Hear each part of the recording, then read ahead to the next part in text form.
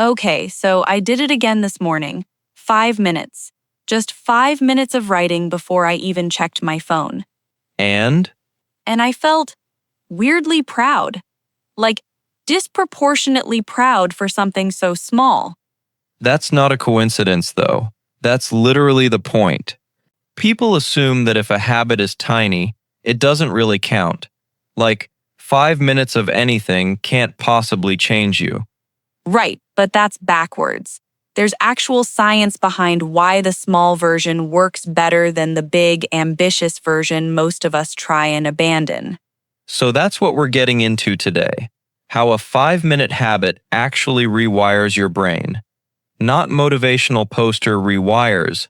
I mean structurally, mechanically. What's happening in there? And why the struggle to stick with it isn't a willpower problem. It's something else entirely. Because I think almost everyone watching this has had some version of the I'll start Monday cycle. Big plan, huge motivation for about a week, then nothing.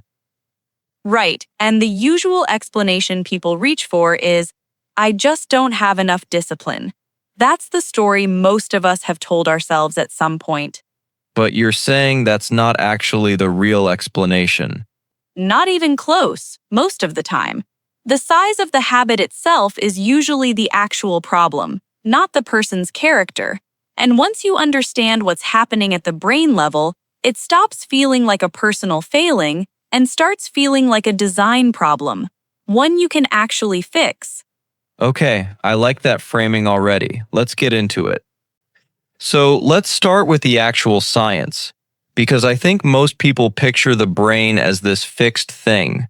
Like, you're either a disciplined person or you're not. Which isn't true at all. The brain has this property called neuroplasticity. Basically, the brain's ability to physically reorganize itself based on what you repeatedly do. Every time you repeat an action, the neurons involved fire together, and that connection gets a little bit stronger. So it's less fixed personality and more like a path in a forest? Exactly. Imagine walking through tall grass. The first time, there's no path. You're pushing through resistance. But the more times you walk that same route, the more the grass gets flattened, until eventually there's a clear, easy trail. And the 5-minute thing matters because The brain doesn't care about the size of the walk, it cares about the repetition of the walk. Neurologically, doing something for 5 minutes every day builds that trail faster than doing it for 2 hours once a week. So consistency beats intensity. Consistency beats intensity, every time, for habit formation specifically. Okay, can I push back a little though? Because that sounds almost too simple. Say more. Sure. So there's this other piece. Your brain's reward system. When you finish a small habit, your brain releases a little burst of dopamine, the chemical tied to motivation and reward. And it happens specifically because you completed the loop, not because of how big the task was. So my brain doesn't actually know the difference between I wrote 5 minutes and I wrote for an hour? In terms of the reward signal, not really. What it registers is cue, action, completion. That loop is what gets reinforced. That's kind of wild. I always assumed the bigger the effort, the bigger the reward. That's the myth most people operate under, and it's exactly why big New Year's resolutions collapse. The task is so large that you rarely finish it, so your brain never gets that clean reward signal. Okay, but what does that actually look like in real life?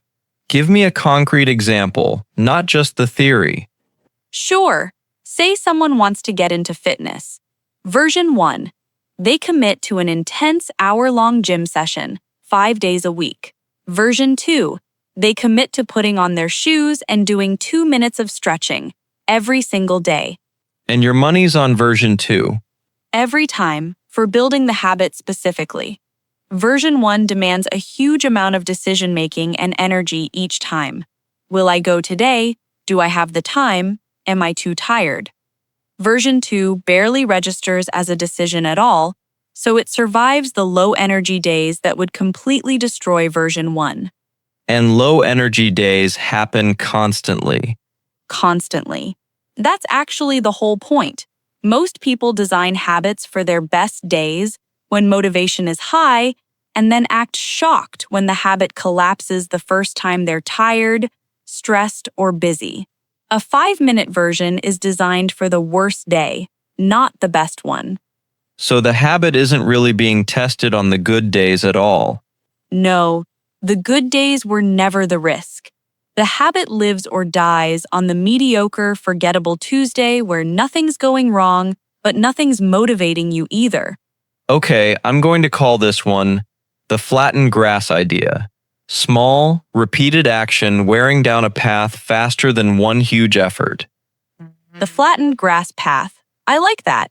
It's basically proof that your brain rewards finishing, not effort. Flattened grass path. Okay, that's staying with me. Okay, quick question for whoever's watching.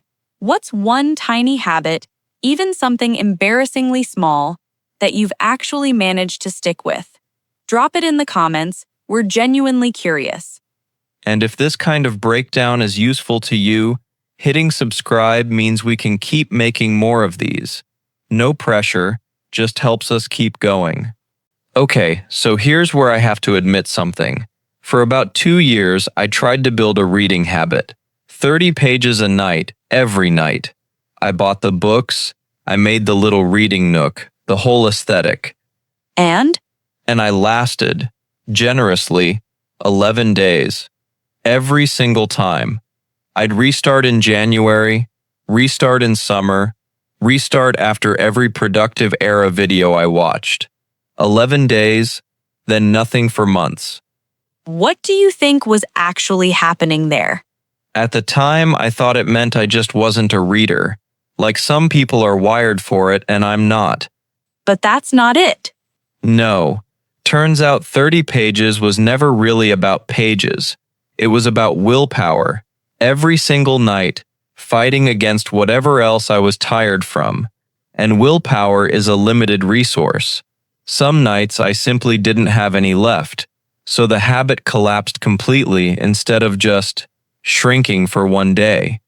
This is such a common trap, and I want to say this directly to anyone watching. If you've failed at a habit before, that's not evidence you lack discipline. Most habits are just built at the wrong scale for the days when your energy is low.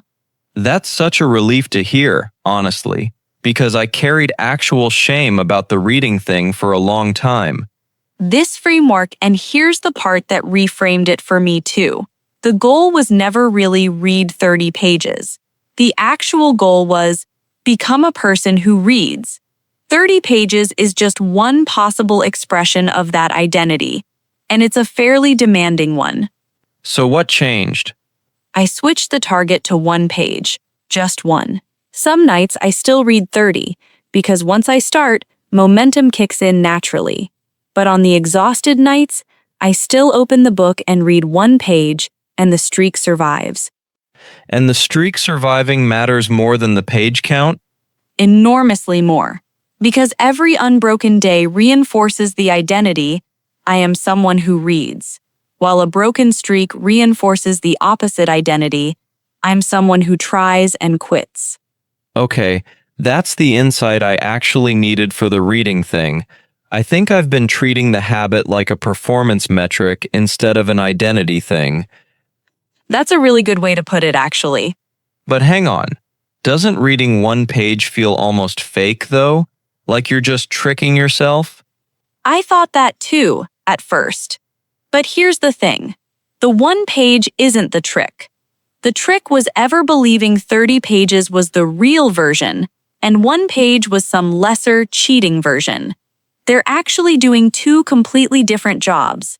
30 pages builds knowledge. 1 page builds identity. And identity is the thing that was actually breaking down every 11 days. So on the days I read 30 pages, was that even the important part? Honestly, less important than you'd think. What mattered was that the streak didn't break, whether that day's version was 1 page or 50. That reframes basically my entire relationship with the habit. And I'll say this directly to anyone who's had their own version of 11 days. The fact that you kept restarting over and over actually says something good about you. It means the desire never went away. What was missing wasn't willpower, it was a version of the habit small enough to survive contact with a bad day. Okay, that actually makes me feel a lot less like there's something wrong with me specifically. There genuinely isn't. Most people are fighting the same mismatch between ambition and energy. I'm calling this the identity floor, the smallest version of the habit that still counts as being that kind of person, even on your worst day. The identity floor. Yeah, that's exactly what was missing for me with the reading thing too. And honestly, if this is actually landing for you right now, if you're sitting there thinking about your own version of the 11 days story, I want to name something clearly before we go further. Go for it. This whole episode really comes down to one idea. Change doesn't happen because you finally found enough motivation. It happens because you prove something small to yourself, on purpose, over and over, until you actually believe it. Prove something small to yourself, on purpose, until you believe it. That's it. That's the whole mechanism underneath everything we're talking about today. Okay, so let's get concrete about the actual rewiring part, because I think people hear neuroplasticity and it stays abstract. Fair. So here's the mechanism in plain terms. There's a network in the brain called the basal ganglia, which is heavily involved in automating repeated behavior. Early on, when you're learning something new, your prefrontal cortex, the part responsible for conscious decision-making, is doing a lot of the work. It's effortful because you're deciding, every time, whether to do the thing. That's why a new habit feels exhausting at first. Exactly. But as the behavior repeats, control gradually shifts from that effortful decision-making region toward the basal ganglia, which runs things more automatically. That's the actual physical definition of a habit. The point where the behavior stops requiring conscious willpower and starts running on autopilot. So when people say, it just became automatic, that's not a figure of speech. No, it's a literal description of which brain network is now in charge of the behavior. Okay, but what does that shift actually feel like, day to day? Because I don't think I've ever noticed it happening. That's actually normal. It's usually invisible while it's happening, but you can spot it in hindsight. Think about brushing your teeth. You almost certainly don't stand there deciding whether to do it or negotiating with yourself about it. It just happens, the moment the cue arrives. Right, there's zero internal debate about that one. Exactly, and that's the endpoint every habit is heading toward. The point where the behavior requires roughly the same amount of decision-making as brushing your teeth. Early on, though, every single repetition still runs through that effortful, deliberate part of the brain, which is exactly why new habits feel so much more tiring than old ones, even if the physical action itself hasn't changed at all. So the fatigue isn't really about the task, it's about the decision-making layered on top of it. Precisely, and that layer thins out with repetition, until eventually it's gone completely. Does the reward signal from earlier, the dopamine thing, does that play a role in speeding this up too? Big role, actually. Every time the small habit completes cleanly, that little reward hit reinforces the specific neural pathway involved. So it's not just repetition alone doing the work, it's repetition plus a consistent reward signal attached to it, which together push the behavior toward automation faster than repetition without any reward would. So a habit with a built-in sense of completion, like closing the notebook, finishing the timer, automates faster than something vague and open-ended. Exactly right. A clear finish line matters just as much as a small starting size. Can I share something personal here? Because this actually connects to something with my mom. Please. So my mom started walking to the end of our street and back every morning after a health scare a few years ago. Not a big walk, genuinely 5-6 minutes. And I remember thinking it was almost pointless, like, what is that actually doing? Then, 18 months later, that walk had turned into 40 minutes, most days, without her ever deciding to increase it. It just grew on its own because the small version had already become automatic, and automatic things are much easier to extend than to start. that's the mechanism perfectly. The 5 minutes wasn't really the goal. It was the entry point that got the behavior automated. Once something is automated, expanding it costs almost nothing compared to starting it from zero. I wish I'd understood that back when I thought her walk was too small to matter. That's such a common misjudgment, though, evaluating a habit by its current size instead of its trajectory. Okay, I want to name this one, the automation runway. The small habit isn't the destination. It's the runway that lets the bigger version take off later. The automation runway. That's such a clean way to picture it.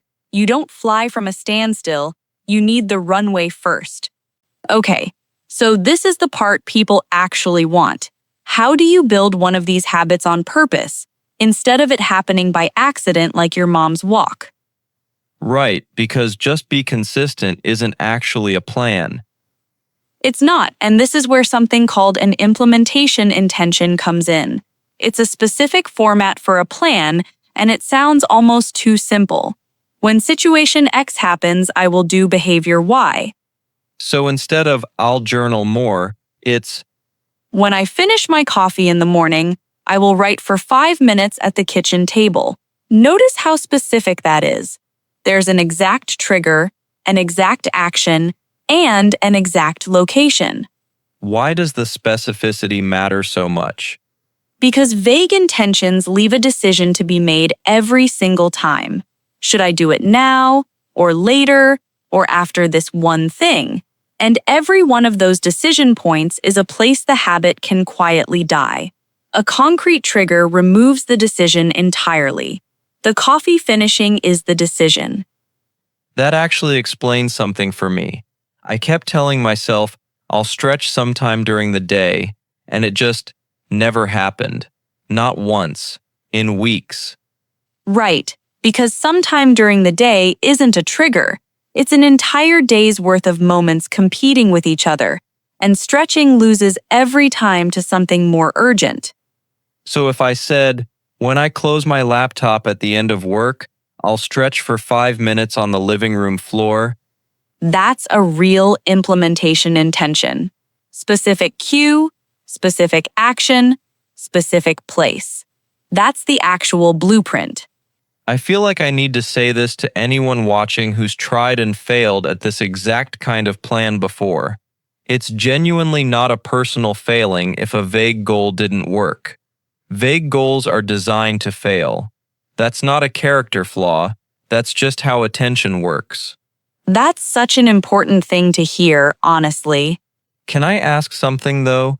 What if the cue itself isn't reliable? Like, what if some mornings you don't even have coffee? Good question. The cue has to be something that happens close to every single day, almost without fail, or the whole plan is unstable from the start.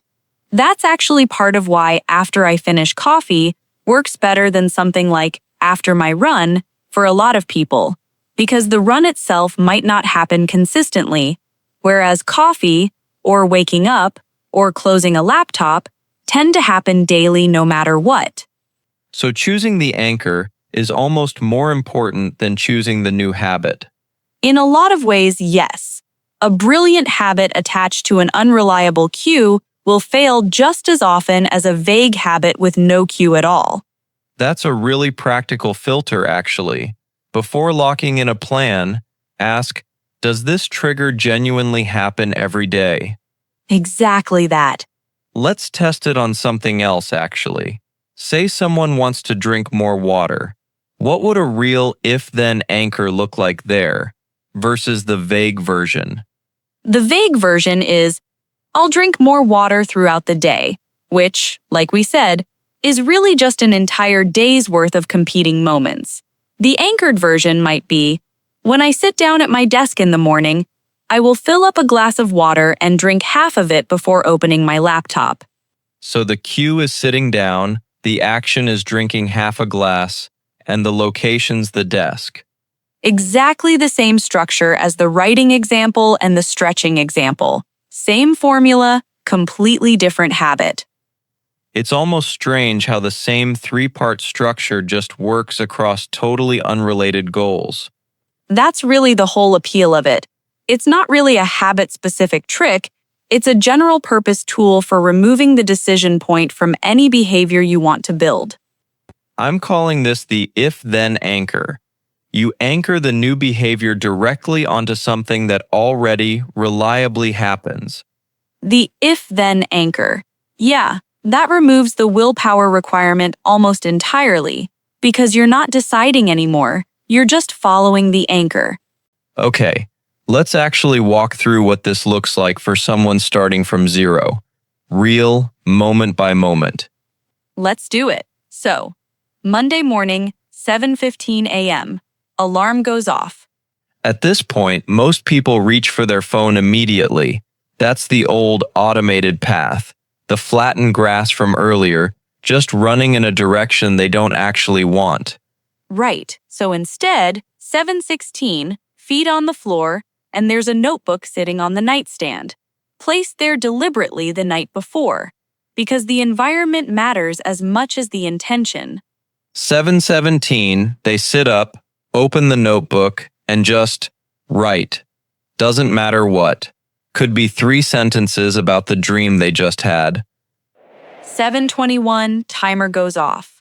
5 minutes done. And here's the moment that actually matters most.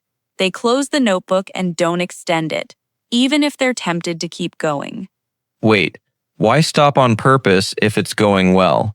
Because the goal on day 1 isn't the writing, it's proving the loop closes cleanly. If they push to 20 minutes today, tomorrow's brain expects 20 minutes, and 20 minutes seems like a lot more to start on a low-energy day. That's such a counterintuitive discipline, stopping early on purpose. It is, but it protects the habit long-term. Okay, let's flip the lens for a second though. Everyone asks, what am I risking by starting this? But what's already being lost by not starting it? That's such an important reframe. Every single morning someone reaches for their phone instead, they're not just missing 5 minutes of writing, they're missing a small deposit into the identity we talked about earlier. 6 months of missed 5-minute deposits is a very different person than 6 months of made ones, even though no single missed morning feels significant. So the cost isn't really about the 5 minutes themselves. No, it's the compounding identity you never got to build. That's the quiet cost of staying where you are. That's a genuinely different way to frame not starting than I'd usually think about it. It's not neutral, it's actively costing something, just quietly. Right. It just doesn't feel like a cost in the moment, because nothing dramatic happens on any single missed day. It only becomes visible looking backward, months later. What about the weekend, though? Doesn't the whole routine just collapse the moment the schedule changes? It's a real risk, honestly. That's usually where these plans quietly fall apart, because the cue itself might not exist on Saturday if there's no regular 7:15 alarm. So what's the fix? Build a backup anchor for the irregular days. Something like, if I don't have an alarm, I'll write right after my first cup of coffee, whenever that happens. Same structure, just a slightly looser cue for the days the schedule shifts. So the plan accounts for its own exceptions in advance, instead of just hoping the routine survives contact with a weekend. Exactly. That's the difference between a plan that quietly falls apart the first irregular week and one that actually lasts months. Can I add the anticipation piece here too? Because I think the dread beforehand is almost always worse than the actual 5 minutes. Say more. Like lying in bed at 7:15, the idea of getting up and writing feels heavier than it turns out to be.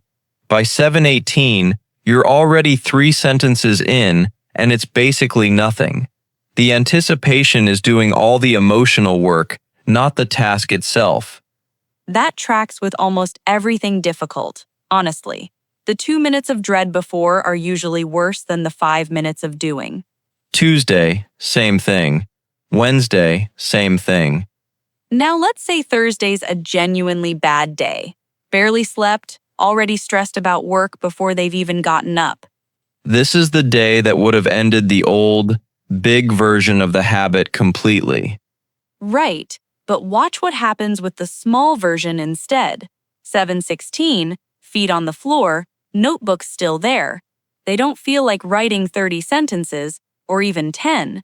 But one sentence, today feels heavy, that's still achievable, even exhausted. So the habit survives, just in its smallest possible form. Exactly, and that's the whole design. The streak doesn't ask, did you perform well today?